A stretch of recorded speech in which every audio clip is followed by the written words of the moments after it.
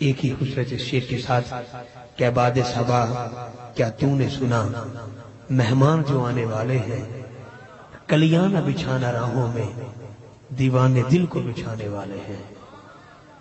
آپ کی خوبصورت سماعتوں کی نظر کر رہا ہوں، ہمارے قلوب کو معطر فرمائیں گے خوبصورت گفتگو سے خطیب پاکستان، پیر طریقت، امیر شریعت، پروردہ گوش ولایت حضرت صاحبزادہ پیرزادہ محمد رضا ثاقب مصطفی صاحب دامت برکاتہم قدسیت سے گزارش کرتا ہوں کہ انہیں تشریف لائیں۔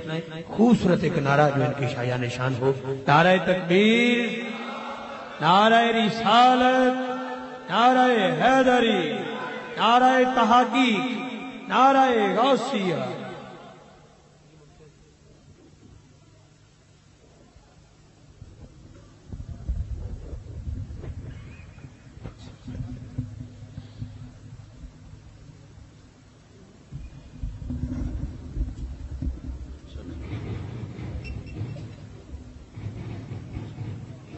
رب العالمين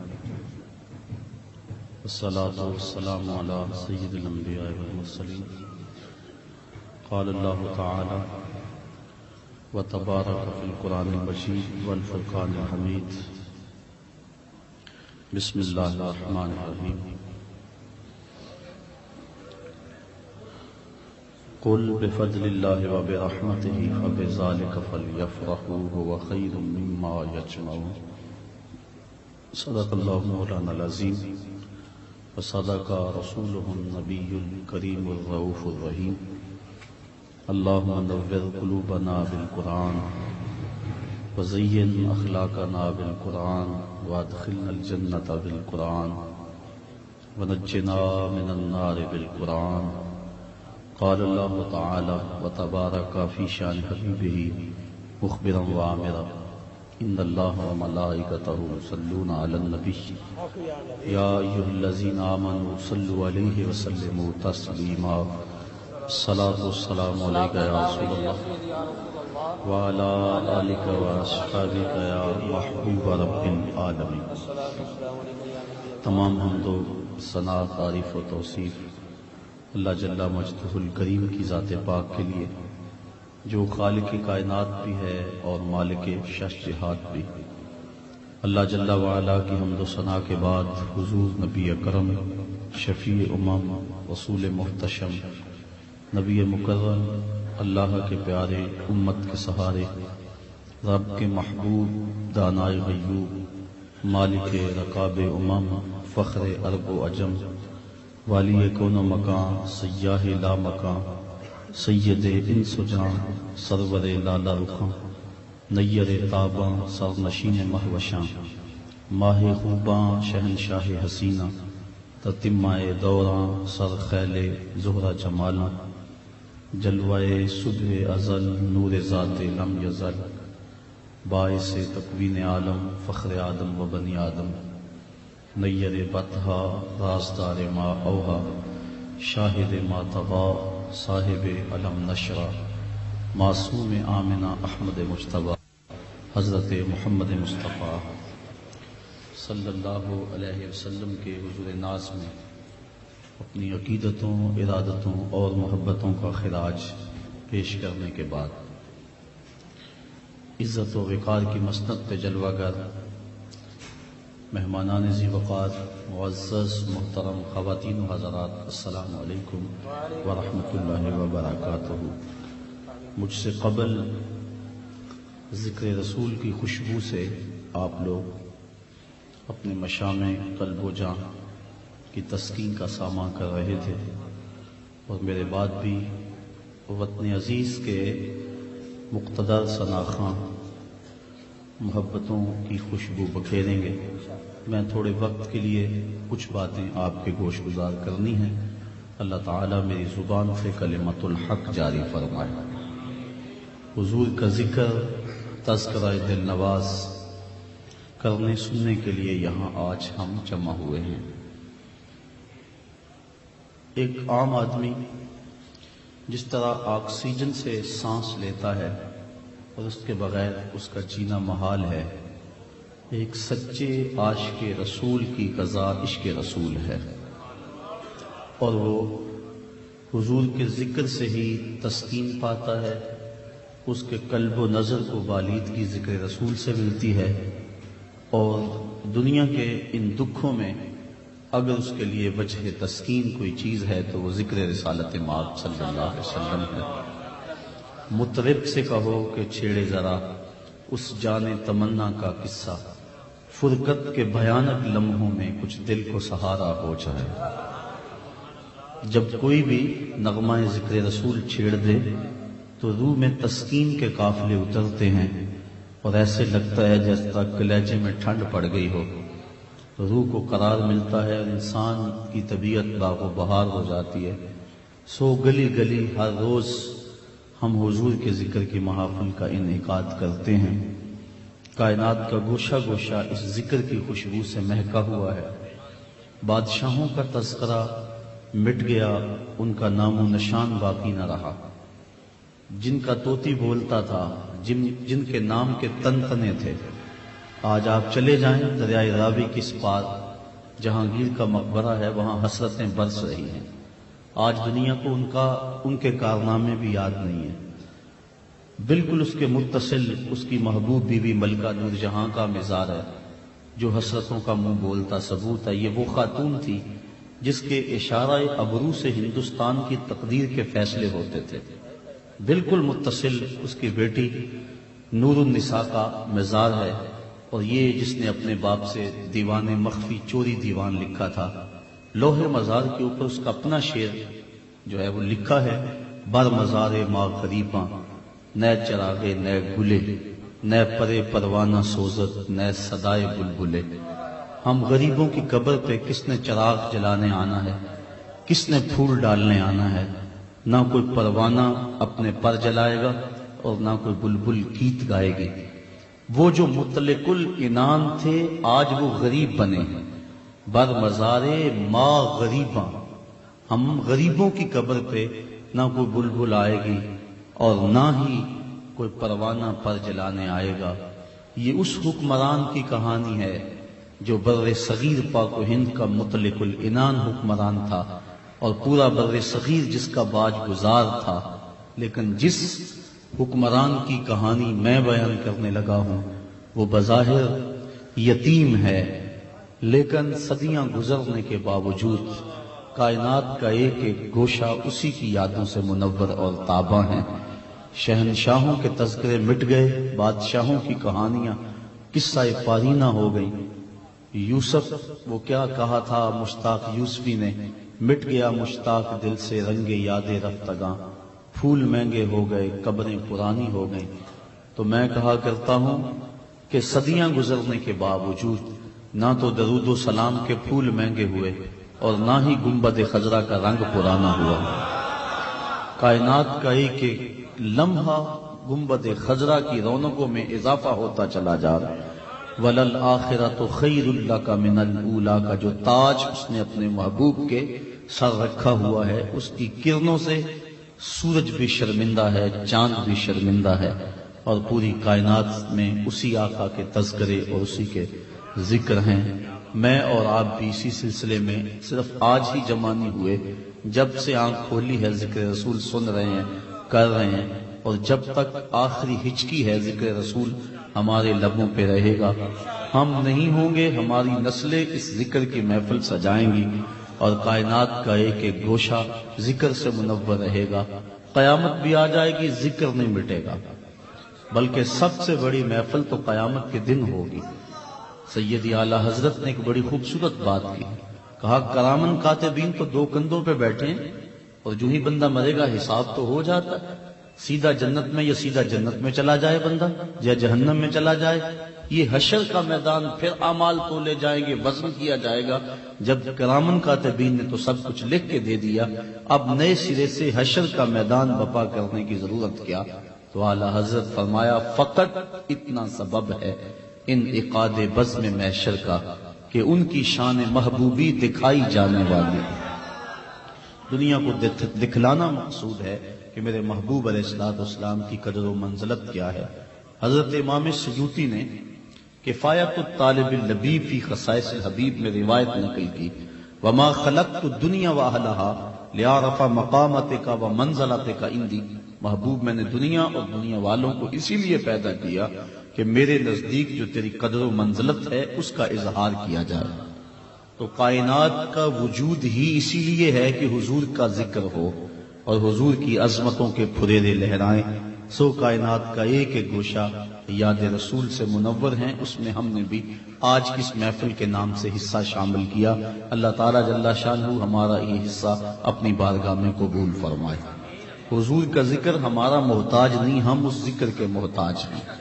حضرت حسان بن ثابت فرماتے ہیں کہ ما ان مدحت محمدا بمقالتی لیکن مدحت مقالتی بمحمدی، میں اپنے لفظوں سے حضور کی تعریف نہیں کرتا بلکہ جب سونے کا نام اپنے شعروں میں سجاتا ہوں تو میرے کلام میں حسن پیدا ہو جاتا ہے۔ جہاں یہ نام آتا ہے وہاں حسن آتا ہے، وہاں روشنی آتی ہے، وہاں اجالے آتے ہیں۔ تو آج ہم اپنے گھر کو زینت دینے کے لیے، اپنی اس بزم کو رونق دینے کے لیے اپنے آقا و مولا حضور ختم المرتبت صلی اللہ علیہ وآلہ وسلم کا ذکر کیا۔ اللہ تعالیٰ اس کی خوشبو سے ہمیں تا حشر آباد رکھے۔ میں نے قرآن مجید کے جن بابرکت کلمات کو موضوع سخن بنایا، وقت کی نزاکت ہے کہ میں پوری طرح سے اس پر کچھ گفتگو تو نہیں کر سکوں گا، لیکن چند لمحوں کے لیے کچھ باتیں آپ کی گوش گزار کرنی ہیں۔ اللہ تعالیٰ جل شانہ نے ہمارے اوپر حضور کی صورت میں احسان فرمایا کہ اپنے محبوب عطا کیے، اور یہ اتنا بڑا کرم ہے۔ حضرت شیخ مہدی الفاسی لکھتے ہیں الانبیاء کلهم الی عطیۃ ونبینا لنا ہدیۃ والعطیۃ للمحتاجین والہدیۃ للمحبوبین، کہا سارے نبی امتوں کی طرف اللہ کا عطیہ ہے اور ہمارے نبی ہمارے لیے اللہ کا ہدیہ ہے۔ پھر فرمایا جو عطیات ہیں وہ محتاجوں کو دیے جاتے ہیں، جو ہدیے اور تحفے ہیں وہ محبوبوں کو دیے جاتے ہیں۔ تو اس نے اپنے محبوب علیہ السلام کی صورت میں اتنا بڑا انعام کیا کہ ساری زندگی بھی سجدے میں سر رکھ کے تشکر کرتے رہیں، پھر بھی حق کے شکر ادا نہ ہو۔ اتنی بڑی کرم نوازی اس امت پہ ہوئی۔ کتب میں آتا ہے حضور کی امت میں ہونے میں نبیوں نے آرزویں کی۔ 12 نبیوں کا تو تذکرہ مختلف کتب میں ملتا ہے جنہوں نے آرزو کی کہ ہم حضور کی امت سے ہوتے۔ ابن عساکر نے تاریخ دمشق کبیر میں اپنی سند کے ساتھ روایت نقل کی ہے۔ اس کو امام جلال الدین سیوطی علیہ الرحمہ نے کفایت الطالب اللبیب فی خصائص الحبیب میں لکھا، اور امام سیوطی کسی معمولی شخص کا نام نہیں ہے، یہ وہ بزرگ ہیں جن کو محدث ہونے کا لقب حضور کی زبان سے ملا، اور عالم بیداری میں 72 مرتبہ انہیں حضور کا دیدار نصیب ہوا۔ شیخ عبدالعزیز دباغ مصری الابریز میں لکھتے ہیں جس کو ایک مرتبہ عالم بیداری میں حضور کا دیدار نصیب ہو جائے وہ 2999 درجے ولایت کے فوراً طے کر جاتا ہے۔ تو انہوں نے بھی اپنی کفایہ کے اندر اس روایت کو نقل کیا، اور بھی لوگوں نے بیان کیا کہ جب حضرت موسیٰ علیہ السلام پر الواح تورات کا نزول ہوا تو اس کا نزول قرآن مجید کے نزول کی طرح نہیں تھا، بلکہ وہ الواح کے اوپر کتاب لکھی تھی جو آپ کو عطا کر دی گئی، کوہ طور پہ لینے گئے آپ کو مل گئی، لیکن قرآن حضور کے سینے پہ نازل ہوا، قلب اطہر پہ نازل ہوا۔ تو جب الواح تورات کو وصول کیا اور ان کو پڑھا تو اللہ کی بارگاہ میں کچھ سوال پیش کیے جس کو یہ امام بیان فرما رہے، اللہم انی آجد فی الالواح امتن ہم السابقون الاولون فاجعلہم امتی قال تلک امت احمد صلی اللہ علیہ وسلم۔ کہا مالک میں نے الواح تورات کا جب مطالعہ کیا تو اس میں میں نے ایک امت کا تذکرہ پڑھا ہے جو آئے گی بعد میں، لیکن فضل و شرف کے اعتبار سے وہ پہلے نمبر پہ ہوگی، زمانے کا تاخر اس کی عظمت میں کمی کا باعث نہیں ہوگا، وہ امت میری امت کر دے۔ کالا تل کا امت احمد، کہا یہ تو میرے پیارے احمد صلی اللہ علیہ وسلم کی امت ہے کہ جو آئے گی بعد میں، لیکن فضل و شرف کے اعتبار سے وہ پہلے نمبر پہ ہی ہوگی، زمانے کا تاخر کمی کا باعث نہیں ہوگا۔ آپ نے کبھی دیکھا ہوگا فوجیوں کو جب وہ ٹریننگ دے رہے ہوتے ہیں تو لائن کے اندر ان کا کمانڈر ان کو دوڑا رہا ہوتا ہے، وہ لیفٹ رائٹ کروا رہا ہوتا ہے، جب واپس دوبارہ بلانا ہوتا ہے تو وہ کہتا ہے اباؤٹ ٹرن، واپس پلٹ آؤ، تو وہ چکر کاٹ کے نہیں پلٹتے، انہی قدموں پہ پلٹتے ہیں تو جب پلٹتے ہیں واپسی کے لیے تو جو سب سے پیچھے والا ہوتا ہے وہی سب سے آگے والا ہوتا ہے۔ جب امتوں کو بھیجا گیا تو سب سے پیچھے امت مصطفیٰ تھی، اور کل قیامت کے دن جب جنت کے دروازے کھول کے اباؤٹ ٹرن کہا جائے گا، سب سے آگے امت مصطفیٰ ہو۔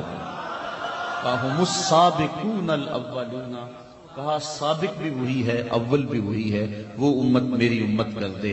کالا تلک امت احمد، کہا یہ تو میرے پیارے احمد کی امت ہے۔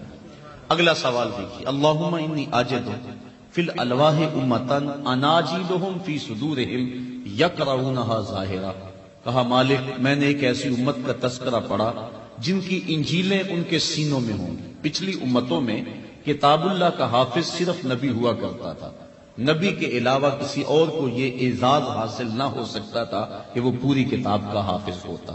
آصف بن برقیہ جو تخت بلقیس کو دربار سلیمان میں حاضر کرتے ہیں، سورہ نمل اٹھائیے، ان کے بارے میں فرمایا گیا قال الذی عندہ علم من الکتاب، اس نے کہا جس کے پاس کتاب سے کچھ علم تھا، من تبعیضیہ ہے، یعنی پوری کتاب کا عالم وہ بھی نہیں تھا، وہ بھی کتاب کے کچھ حصے کا عالم تھا۔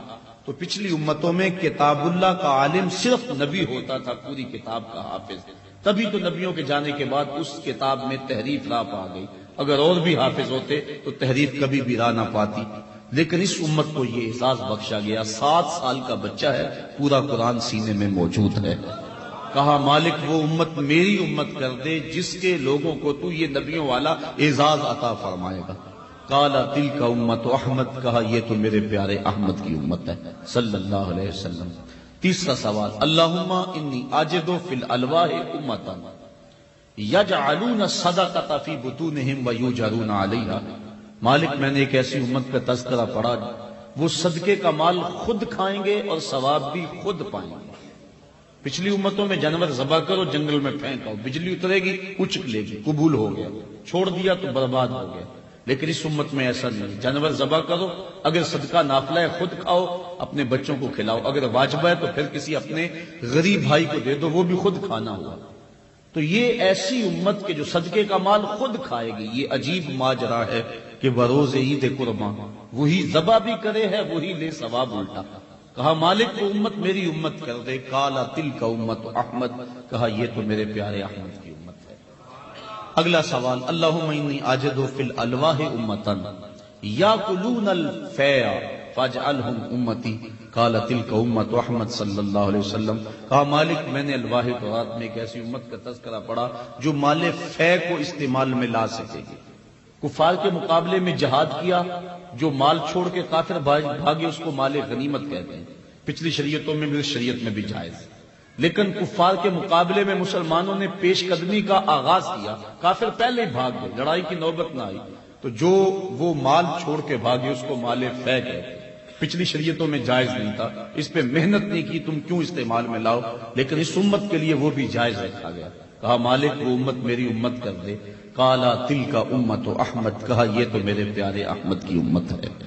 اگلا سوال، اللہم انی اجد فی الالواح امتا اذا ہم احدہم بحسنۃ فلم یعملها کتبت لہ حسنۃ واحدۃ وان عملها کتبت لہ 10 حسنات فاجعلہم امتی، قال تلک امت احمد۔ کہا مالک میں نے الواح میں ایک ایسی امت کا تذکرہ پڑھا اگر ان میں سے کوئی شخص نیکی کی نیت کرے گا، ابھی نیکی کی نہیں، محض نیت کی، نامہ اعمال میں نیکی لکھ دی گئی، اور اگر وہ نیکی کر لیتا ہے، ایک کرتا ہے، لکھی 10 جاتی ہے، وہ امت میری امت کر دی۔ کتنا بڑا اعزاز ہے کہ فقط نیت سے نامہ اعمال میں نیکی لکھ دی جاتی ہے۔ روایات میں آتا ہے کل قیامت کے دن ایک شخص نامہ اعمال کھولے گا، حج لکھے ہوں گے، عرض کرے گا مالک میں نے تو حج کیے ہی نہیں، میرے نامہ اعمال میں حج کیسے لکھے گئے؟ فرمایا تو نے حج تو نہیں کیے، لیکن جب حاجیوں کے قافلے جاتے تھے تیرا دل تو تڑپتا تھا نا، ہم نے تیری اس تڑپ کو دیکھ کر تیرے نامہ اعمال میں حج لکھ دیا۔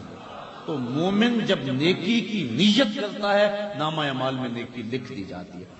آپ اہل علم بیٹھے ہیں، بتائیے بدر کے شرکاء کی تعداد والا کتنی تھی؟ 313، لیکن تاریخ اٹھا کے دیکھو 313 نہیں تھی، 305 تھی۔ 8 صحابہ ایسے ہیں جو لڑائی میں شریک نہیں ہوئے، حضرت ابو لبابہ رضی اللہ تعالیٰ عنہ، حضرت عثمان غنی رضی اللہ تعالیٰ عنہ، اور دیگر 6 صحابہ جو لڑائی میں شامل ہی نہیں ہوئے۔ لیکن جب مال غنیمت بٹا تو ان کو برابر کا حصہ دیا گیا، اور 313 کی تعداد پوری ہوتی ہی تب ہے جب ان 8 صحابہ کو شامل کرتے ہیں، جبکہ یہ لڑائی میں شامل ہوئے ہی نہیں، بدر میں پہنچے ہی نہیں، تو پھر ان کو کیوں شامل رکھا گیا؟ اس لیے کہ یہ گھروں سے لڑائی کی نیت کر کے نکل پڑے تھے، گو کسی وجہ سے واپس کر دیا گیا، لیکن ان کی نیت پر ان کو ثواب بھی دیا گیا اور ان کی شمولیت بھی سمجھی گئی اور مال غنیمت میں حصے دار بنایا گیا۔ تو مومن جب نیت کرتا ہے نامہ اعمال میں نیکی لکھ دی جاتی ہے، اور اگر وہ عمل کر لے وَإِنْ عَمِلَهَا، اور اگر وہ اس نیکی پہ جس کا عزم اس نے کیا ہے عمل کر لے، کتبت لہو عشر حسنات، وہ اس نے کی تو ایک ہے لیکن لکھی 10 جاتی ہے۔ کیسی کرم نوازی! آج تو ڈبل شاہ نے ڈگڈگی بجائی، پوری قوم پیچھے بھاگ گئی۔ اللہ 10 گنا کا وعدہ دے رہا ہے، آؤ تو صحیح اس کے راستے کے اندر، اس کی راہ کے مسافر تو بنو، اس کے احکام پہ چلو تو صحیح۔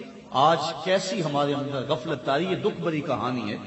آج مسلمان جس جگہ پہ چلے گئے ہیں، سود کا 1 درہم 70 مرتبہ زنا سے بدتر ہے، لیکن ساری قوم بھول گئی۔ میں تو اس دن کہا تھا وزیر آباد میں بھی کہ دجال اگر اب آ جائے تو ہماری قوم کا اکثر حصہ دجال کے ساتھ ہوگا، یعنی اگر وہ اس حالت میں آ جائے جو ہماری اس وقت حالت ہے، کم از کم ہم کو مضبوط رہنا چاہیے اور اللہ رسول پر توکل اور بھروسہ رکھنا چاہیے، اور کبھی بھی ہمیں اس کے حکموں کو نہیں توڑنا چاہیے۔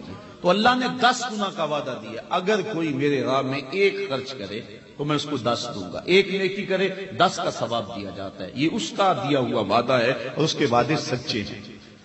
اب بتائیے، نمازیں تو فرض ہوئی تھی 50، لیکن ہم پڑھتے کتنی ہیں؟ 5۔ اللہ توفیق عطا فرمائے تو 5 نمازیں پڑھتے ہیں، جبکہ فرض 50 ہوئی تھی۔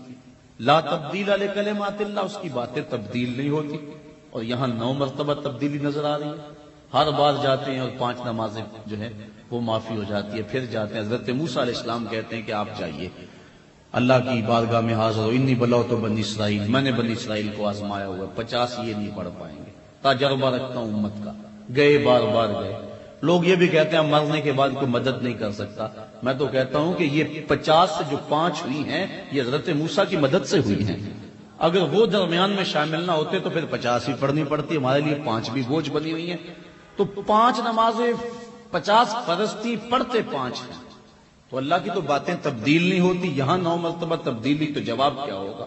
یہی ضابطہ دیا، من جاء بالحسنۃ فلہ عشر امثالھا، 1 کرو گے 10 کا ثواب دیں گے۔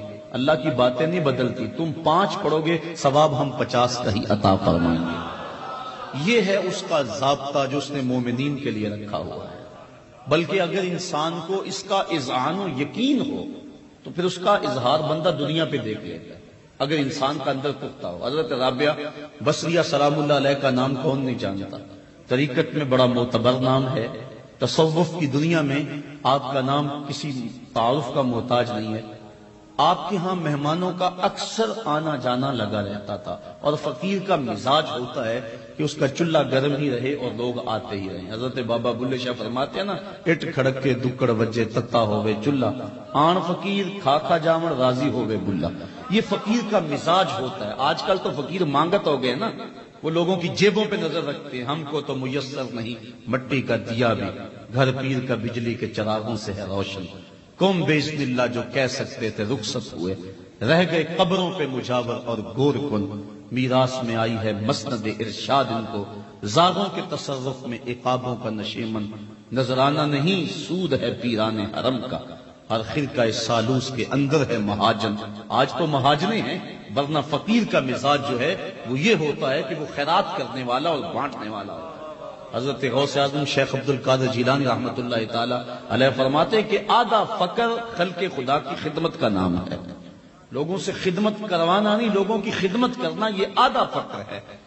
تو حضرت رابعہ بصریہ کے ہاں مہمانوں کا آنا جانا رہتا تو ان کی خدمت بھی چلتی تھی۔ ایک دن رات گئے، کچھ مہمان آئے، خادمہ نے بتایا کہ مہمان زیادہ ہیں اور باورچی خانے میں روٹی صرف 1 پڑی ہوئی ہے، تو آپ ارشاد فرمائیں کیا کیا جائے؟ فرمایا جاؤ اس روٹی کو لو اور باہر فقیر کوئی گلی میں ہو تو اس کو خیرات کر دو۔ خادمہ نے روٹی پکڑی اور گلی میں فقیر کو خیرات کر دی۔ 2 لمحے گزرے تھے کہ دروازے پہ دستک ہوئی، پوچھا من علی الباب، دروازے پہ کون؟ کہا فلاں آقا کا بھیجا ہوا غلام، میرے آقا نے آپ کے لیے کھانا بھیجا۔ خادمہ نے وصول کی، حضرت رابعہ کے سامنے رکھا، انہوں نے کپڑا اٹھایا، گنا تو 5 روٹیاں تھی، کہا اس کے آقا نے کسی اور گھر بھیجا ہے، غلطی سے ہمارے گھر آ گیا، یہ کھانا ہمارا نہیں ہے، کھانا واپس کر دیا گیا۔ پھر دروازے کو دستک ہوئی، پوچھا کون؟ کہا فلاں کا بھیجا ہوا غلام، میرے آقا نے آپ کے لیے کھانا بھیجا۔ خادمہ نے وصول کیا، حضرت رابعہ نے کپڑا اٹھایا، گنا تو 7 روٹیاں تھی، کہا یہ کھانا بھی ہمارا نہیں، اس کے آقا نے کہیں اور بھیجا ہوگا، یہ ادھر آ گیا۔ 2 لمحے گزرے، پھر دروازے کو دستک ہوئی، پوچھا من دق الباب، دروازے کو کس نے کھٹکھٹایا؟ کہا فلاں کا بھیجا ہوا غلام، میرے آقا نے آپ کے لیے کھانا بھیجا اور تاکید کی ہے حضرت رابعہ کو دے کر آنا ہے۔ خادمہ نے وصول کی، حضرت رابعہ نے کپڑا اٹھایا، گنا تو 10 روٹیاں تھی، کہا ہاں ہاں یہ کھانا ہمارا کھانا ہے۔ کہا پہلے بھی 2 بھی تو آپ کا انعام لیتے تھے، کہا اللہ کا وعدہ نہیں جو 1 دے میں 10 دیتا ہوں، پہلے 5 تھی پھر 7 تھی، میں نے کہا میرے مالک 10 پوری کرے گا تو تیری بندی وصول کرے گا۔ کہا اے اللہ وہ امت میری امت کر دے، قالا تلک امت احمد، کہا یہ تو میرے پیارے احمد کی امت ہے۔ حدیث بڑی طویل ہے،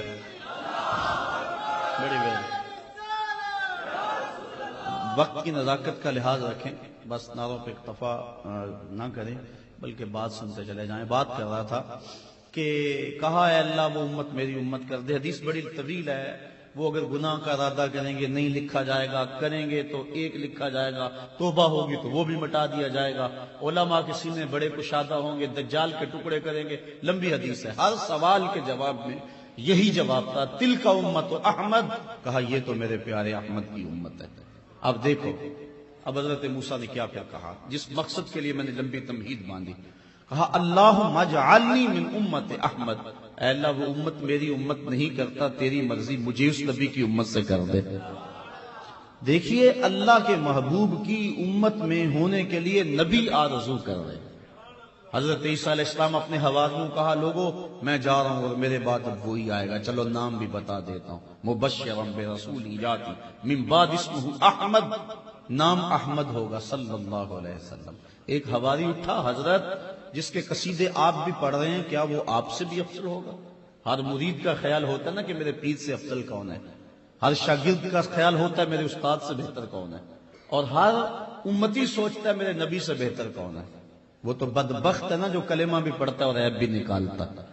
محبوباں تے نکتہ چینی جڑا کرن تو باز نہیں ہوندا، اصل منافق جانی اس نو کوئی جھوٹے پیار جتاوندا۔ سانو دسیا عشق دے مفتی جڑا مڑ مڑ پیا فرماوندا، آزم جتھے دل لگ جاوے اوتھے عیب نظر نہیں آوندا، عیب ہو بھی تو نظر، یہاں تو عیب ہے ہی نہیں، خلقت مبرئا من کل عیب، یہاں عیب ہے ہی نہیں۔ اور اگر بریلی کے تاجدار سے پوچھیں تو وہ فرماتے ہیں وہ کمال حسن حضور ہے کہ گمان نقص جہاں نہیں، نقص تو بڑی دور کی بات ہے، یہاں نقص کا گمان بھی نہیں ہے۔ تو محب کو محبوب کا عیب نظر، حب کا شیع یومی و یسم، حدیث ہے کہ جس سے محبت ہوتی ہے بندہ اس کی محبت میں اندھا بھی ہوتا ہے بہرا بھی ہوتا ہے۔ مطلب کیا؟ نہ تو اس کا عیب دیکھ سکتا ہے نہ اس کا عیب سن سکتا ہے۔ تو محب کی نظر میں محبوب کا عیب نہیں آتا، تو جہاں پیار ہو، جہاں الفت کا رشتہ قائم ہو جائے وہاں عیب ہو بھی تو نظر نہیں آتا۔ تو اس نے کہا یہ کتنی بد قسمتی ہے، میں کہہ رہا ہوں کہ لوگ ترازو گاڑے بیٹھے ہیں مسجدوں میں، ایک کہتا ہے سیر ہے، دوسرا کہتا ہے سوا سیر ہے، تیسرا کہتا ہے 1 چھٹانک اور ڈال دو۔ شرم نہیں آتی؟ کس کو تول رہے ہو؟ ڈٹھے برک قرآن دے پھول سارے، تیری شان جیا نہیں کوئی ہور ڈٹھا، تیری شان دا کرے مقابلہ جیڑا انہوں عاشقاں اصلی چور ڈٹھا۔ کوئی نور آکھے کوئی بشر آکھے، پیندا رات دنے ایہو شور ڈٹھا، اللہ والیاں گل مکا دیتی تساں ہور ڈٹھا ساں ہور ڈٹھا۔ تم نے پتہ نہیں کس کو دیکھا جو سکی بیٹی کو بھی نہیں بخشوا سکتا۔ لاہور قصر نور میں گفتگو تھی، میرے سے قبل ایک آدمی آپ بھی دیکھتے ہیں چیختا ہے ٹیلی ویژن پہ بھی، اس نے بڑے زور سے یہ بات دعوے سے کہی لوگ عمل کر لو عمل، نبی تو سکی بیٹی کو بھی نہیں بخشوا سکتا۔ لوگ میری سمجھ دیکھنے لگے، میں نے کہا بس باری تو آلے۔ میں نے کہا میاں عجیب بات ہے، آج تو لوگ اسے ووٹ نہیں دیتے جو تھانے سے نہ چھڑا سکے، سنبھلتا نہیں جن سے اپنا دوپٹہ، سنبھالیں گے کیا وہ کلیجہ کسی کا، جو جگر کے ٹکڑے کو بھی نہیں بخشوا سکتا، سکی بیٹی کو بھی نہیں بخشوا سکتا۔ تو میں نے کہا پھر اس کے پیچھے لگنے کا فائدہ کیا؟ جو گھر والوں کو بھی نہیں پاک لگا سکتا، تو پیچھے کیوں لگا ہوا؟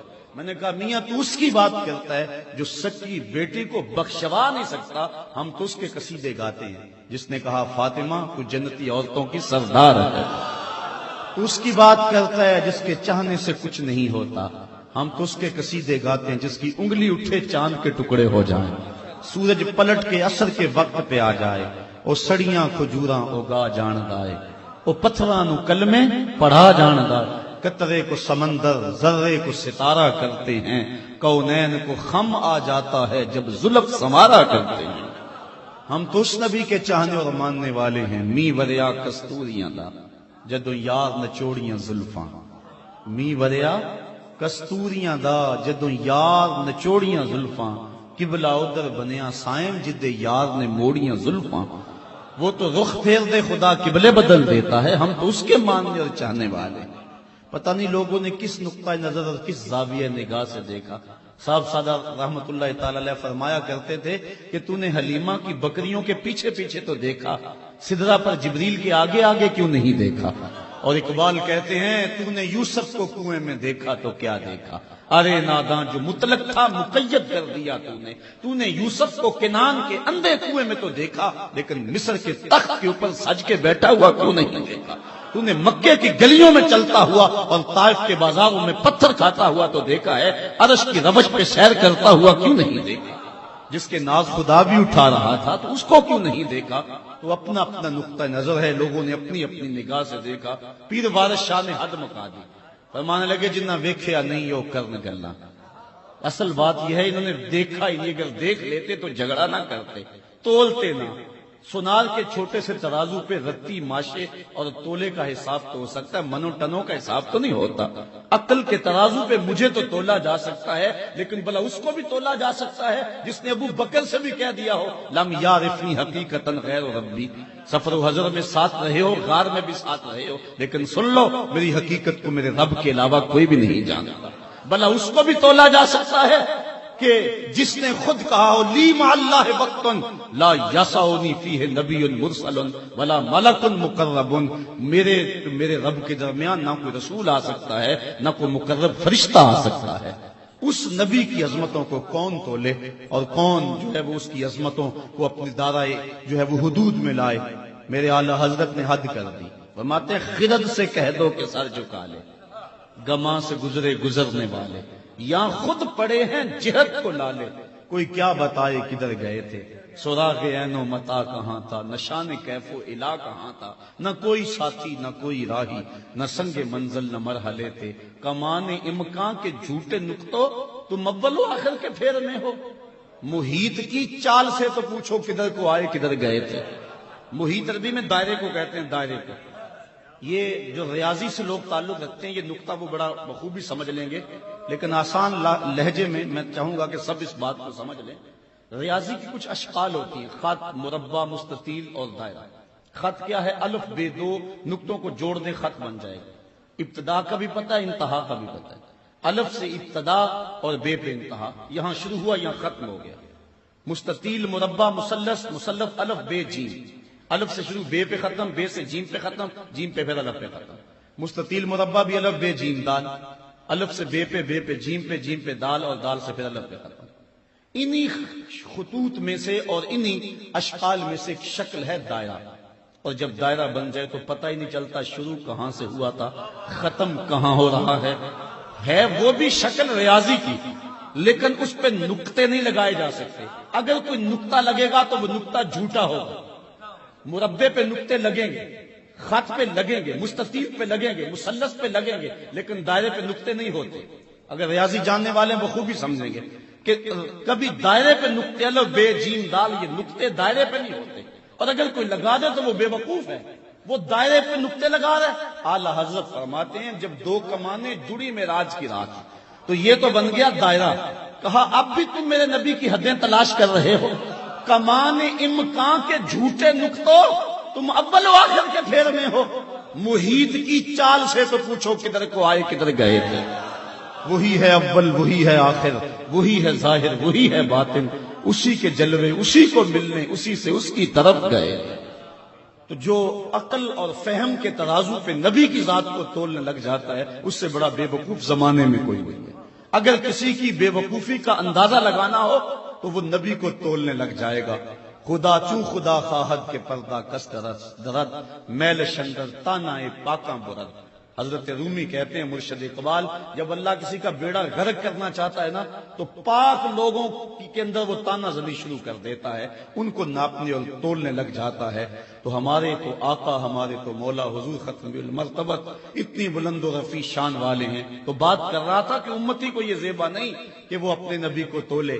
آج امتی نے کہا حضرت جس کے قصیدے آپ گا رہے ہیں کیا وہ آپ سے بھی افضل ہے؟ سنو ٹھنڈ پڑ جائے گی کلیجے میں۔ حضرت شیخ مہدی فرماتے ہیں حضور کا تذکرہ سن کے اور شان سن کے جس شخص کے کلیجے میں ٹھنڈ نہیں نہ پڑتی اس کے سینے میں دھڑکنے والا دل کسی مومن کا دل ہی نہیں ہے۔ یہ ہو ہی نہیں سکتا کہ حضور کی شان سنے اور تسکین نہ پہنچے اور روح سرشار نہ ہو۔ انسان تو خوش ہو جائے گا، بیٹے کی تعریف ہو تو باپ خوش ہوتا ہے کہ نہیں؟ باپ کی تعریف ہو بیٹا خوش ہوتا ہے کہ نہیں؟ اگر پیر کی کوئی تعریف کرے تو مرید خوشی میں پھولے نہیں سماتا، تو کیا جب نبی کی تعریف ہو تو امتی خوش نہیں ہوگا؟ اور اگر نہیں ہوگا تو سمجھو اندر اجڑا ہوا ہے، اندر کچھ نہیں ہے۔ اب سنو حضرت عیسیٰ نے کیا جواب دیا، ٹھنڈ پڑ جائے گی کلیجے میں، اور اپنے نبی کے امتی ہونے پہ ناز کرو۔ حضرت عیسیٰ علیہ السلام نے کہا لوگوں میں جا رہا ہوں، میرے بعد اب وہی آئے گا، چلو نام بھی بتا دیتا ہوں، نام احمد ہوگا صلی اللہ علیہ وسلم۔ ایک حواری اٹھا، انجیل برنباس کے لفظ نے کہا حضرت جس کے قصیدے آپ بھی پڑھ رہے ہیں کیا وہ آپ سے بھی افضل ہوگا؟ تو حضرت عیسیٰ علیہ السلام فرمایا افضل ہونے کی بات پوچھتے ہو، وہ تو اتنی عظمتوں کا حامل ہے، اگر اس کے نالین کے تسمے کھولنے کی سعادت مریم کے بیٹے کو مل جائے تو یہ بھی مقدر کی بات ہے۔ وہ آقا و مولا جس کے نالین کے تسمے کھولنے کی سعادت کے لیے ابن مریم تڑپتے رہے، وہ آقا مجھے ملے، وہ آقا آپ کو ملے۔ کوئی کہہ رہا ہے لیسا بفظ ولا بغلظ، کوئی کہہ رہا اسمہ المتوکل۔ بحیرہ کہاں بیٹھا ہوا ہے، عبد المسیح کہاں بیٹھا ہے، سلمان فارسی کہاں سے کہاں تک پہنچتا ہے۔ دنیا منتظر ہے، زمانہ انتظار کر رہا ہے، وہ جس کے نام پر داؤد نے نغمہ سرائی کی، وہ جس کے ذکر پر شاہ سلیمان نے گدائی کی۔ دل یحییٰ میں رہ گئے ارماں جس کی زیارت کے، لب عیسیٰ پہ آئے واز جس کی شان رحمت کے، جو بن کے روشنی پھر دیدہ یعقوب میں آیا، جسے یوسف نے اپنے حسن کی نئے رنگ میں پایا۔ ندانہ مانگلے خنداں چے رنگ و بودارت، کہ مرغے ہر چمنے آرزوئے اودارت۔ ہر کوئی انتظار کر رہا ہے، ہم نے انتظار کی آگ نہیں سہی، ہم نے انتظار کی بھٹی کے اندر اپنے آپ کو نہیں جلایا، سوئے مقدر جاگا۔ آغوش مادر میں آئے ہمارے والد صاحب، جلدی جلدی سے مسجد سے مولوی صاحب کو بلا لائے، انہوں نے کان میں آ کے بشارت دی مبارک ہو تو آقا کا غلام بن کے آ رہا ہے۔ تو میں تو کہا کرتا ہوں شاہوں سے ملا ہے نہ سکندر سے ملا ہے، اللہ کا عرفان اسی در سے ملا ہے، اوروں کو ملا ہے تو مقدر سے ملا ہے، مجھ کو تو مقدر بھی تیرے در سے ملا۔ تو ہم اس پہ کیوں ناز نہ کریں؟ وہ کیا کسی نے کہا تھا نا کہ فخر کا دل میں دریچہ باز کرنا چاہیے، جن کا تو آقا ہے ان کو ناز کرنا چاہیے۔ یہ میلاد شریف ناز ہے۔ ملا علی قاری نے لکھا نا، حضور نے ارشاد فرمایا لواء الحمد بیدی یوم القیامہ ولا فخر، قیامت کے دن حمد کا جھنڈا میرے ہاتھوں میں ہوگا اور سارے نبی اس جھنڈے کے سائے تلے ہوں گے، ولا فخر، اور اس پہ فخر بھی نہیں کرتا۔ فرماتے ہیں بات تو فخر والی ہے، پھر کرتے کیوں نہیں؟ توجہ چاہوں گا، بس اسی جملے کے بعد اپنی گفتگو سمیٹ لوں گا۔ کہا حمد کا جھنڈا قیامت کے دن میرے ہاتھوں میں ہوگا، اور سارے نبی حضرت آدم علیہ السلام سے لے کر حضرت عیسیٰ علیہ السلام تک سب اس جھنڈے کے سائے تلے ہوں گے، ولا فخر، لیکن میں فخر بھی نہیں کرتا۔ تو فرمایا کہ فخر والی بات تو ہے جس کے حسن کے چراغ سے پورا مصر روشن ہو گیا، وہ جھنڈے کے سائے تلے کھڑا ہو، بات تو فخر والی ہے۔ جو اپنے عصا کے زور سے جادوگروں کا سر توڑ دے اور سرے تو خدا سے باتیں کرے، وہ کلیم اللہ جھنڈے کے سائے تلے کھڑا ہو، بات تو فخر والی ہے۔ لیکن کہا ولا فخر، میں فخر کرتا نہیں۔ کہا جس کی پاؤں کی ٹھوکر سے مردوں کو زندگی ملے اور نابینے کی آنکھوں پہ ہاتھ رکھے تو نور آ جائے، وہ عیسیٰ جھنڈے کے سائے تلے کھڑا ہو، بات تو فخر والی ہے۔ ولا فخر، لیکن میں فخر نہیں کرتا۔ حضرت ابراہیم علیہ السلام اللہ کے حکم پر جلتی ہوئی آگ میں چھلانگ لگا دینے والے وہ جھنڈے کے سائے تلے کھڑے ہوں، پسر کی گردن پہ چھری رکھ دینے والے جھنڈے کے سائے تلے کھڑے ہوں. بات تو فخر والی ہے، ولا فخرا، لیکن میں فخر کرتا نہیں. تو فرمایا جب بات فخر والی ہے تو کرتے کیوں نہیں؟ کہا یہ فخر میرے لیے نہیں ہے، ولا فخرا، یہ میرے لیے فخر نہیں ہے، یہ تو ان کے لیے فخر ہے کہ میرے جیسا امام نصیب ہو گیا ہے، میرے جیسے نبی کے جھنڈے کا سایہ نصیب ہو گیا ہے. میں فخر کیوں کروں، وہ فخر کرے. تو حضور علیہ السلام کی امت میں ہونا یہ ہمارے لیے کتنا بڑا فخر اور کتنا بڑا اعزاز ہے. اور اس افتخار اور اس اعزاز کا اظہار تشکر کی صورت میں اس کے مختلف انداز ہیں. ایک انداز محفل میلاد ہے، اور وہ گلی گلی گھر گھر ہم حضور علیہ السلام کی بارگاہ میں خراج پیش کرتے رہتے ہیں. اللہ مجھے آپ کو اپنی راہوں کا مسافر بنے اور حضور علیہ السلام کی محبتوں کا ہمیں اسیر کر دے. کار ما آخر شدو آخر زما کار نشد، مشت خاک ما غبارے کوچہ یار نشد، و آخر دعوانا ان الحمدللہ رب العالمین. جزاک اللہ. حضرات گرامی، جناب پیر طریقت امیر شریعت استاد العلماء حضرت صاحبزادہ پیرزادہ محمد رضا صاحب